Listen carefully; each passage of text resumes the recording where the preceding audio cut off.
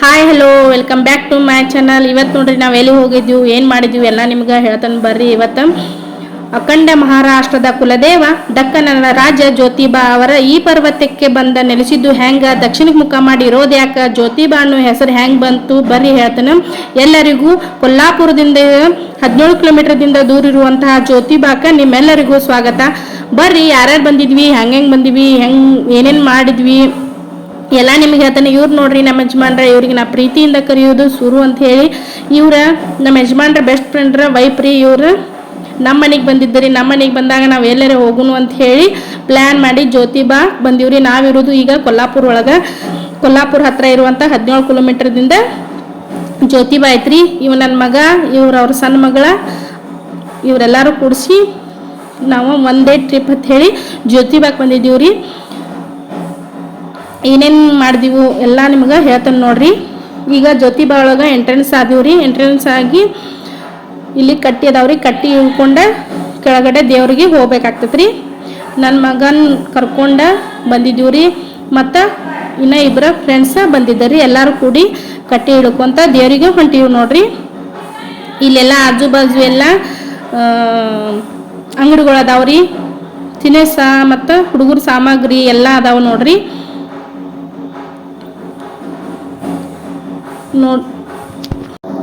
ನೋಡ್ರಿ ಈಗ ಎಂಟ್ರೆನ್ಸ್ ಕೊಟ್ಟಿವಿ. ಜ್ಯೋತಿಬಾ ಗುಡಿ ಇದೆ ನೋಡ್ರಿ.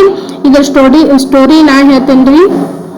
ಇದಕ್ಕೆ ಜ್ಯೋತಿಬಾ ಅಂತ ಹೆಸರು ಯಾಕೆ ಬಂತು, ಮತ್ತು ಇವ್ರು ಇಲ್ಲೇ ಯಾಕೆ ಬಂದು ನೆಲೆಸರು, ಇವ್ರ ಮುಖ ದಕ್ಷಿಣ ಕೈ ಯಾಕೆ ಮಾಡಿ ಐತಿ ಅಂತ ಹೇಳಿ ಈಗ ಹೇಳ್ತೇನೆ ನೋಡ್ರಿ.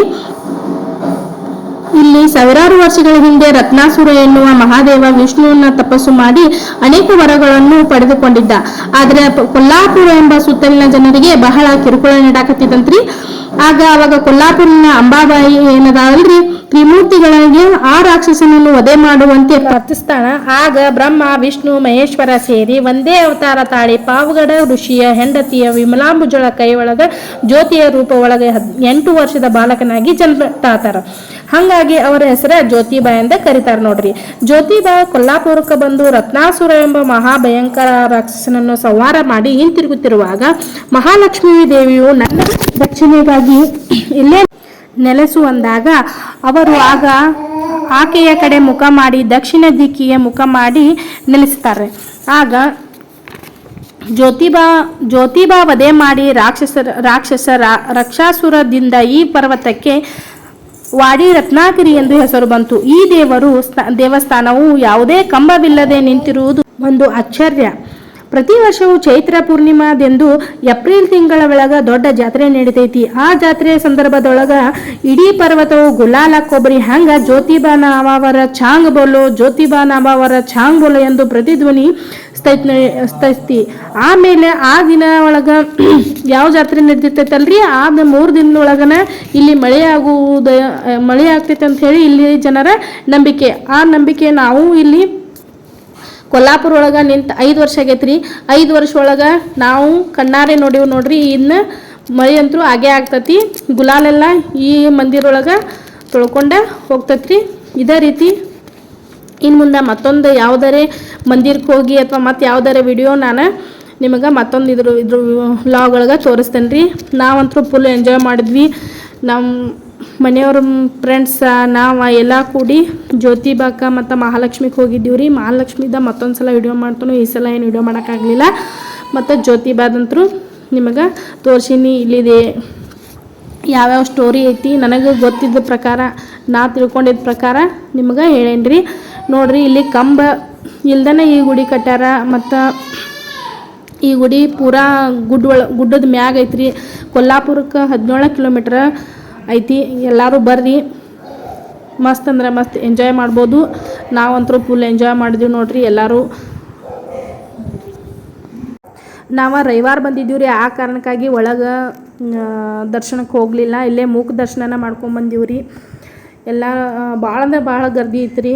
ರವಿವಾರ ದಿನ ಅಂತೂ ಫುಲ್ ಗರ್ದಿ ರೀ. ರವಿವಾರ ಬಿಟ್ಟು ಯಾವ ದಿನ ಬೇಕಾದರೂ ಬರ್ರಿ. ಯಾಕಂದ್ರೆ ಜ್ಯೋತಿಬಾ ವಾರ ರವಿವಾರ ಅಂತ ಹೇಳಿ ಹೇಳ್ತಾರೆ ರೀ. ಆ ದಿನ ಅಂತೂ ಫುಲ್ ಅಂದ್ರೆ ಫುಲ್ ಗರ್ದಿ ಇರ್ತೈತೆ ರೀ. ಹೂವು ಅದು ತೊಗೊಂಡಿವು, ಹೂವು ಅದು ಹಾಕ್ಕೊಂಡಿವು.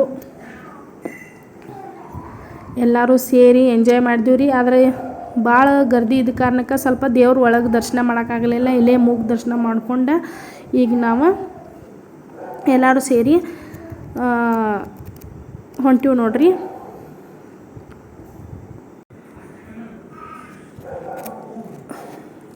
ನೋಡ್ರಿ ಈ ಗುಡಿ ಶಿಖರ ಈ ರೀತಿ ಐತಿ. ಮತ್ತು ಎಲ್ಲ ಕಡೆನೂ ಕೊಬ್ಬರಿ ಮತ್ತು ಗುಲಾಲನ ಎಲ್ಲ ಕಡೆನೂ ಹಾರಿಸಿರ್ತಾರೆ ಎಲ್ಲ. ಮತ್ತು ಕೆಲವೊಂದು ಮಂದಿ ಇದನ್ನು ಬೇಡ್ಕೊಂಡಿರ್ತಾರೆ ರೀ, ಕೊಬ್ಬರಿ ಮತ್ತು ಗುಲಾಲನ ಹಾರಿಸೋದು ಬೇಡ್ಕೊಂಡಿರ್ತಾರೆ ರೀ. ಆ ಕಾರಣಕ್ಕಾಗಿ ಎಲ್ಲರೂ ಹಾರಿಸ್ತಿರ್ತಾರೆ ರೀ.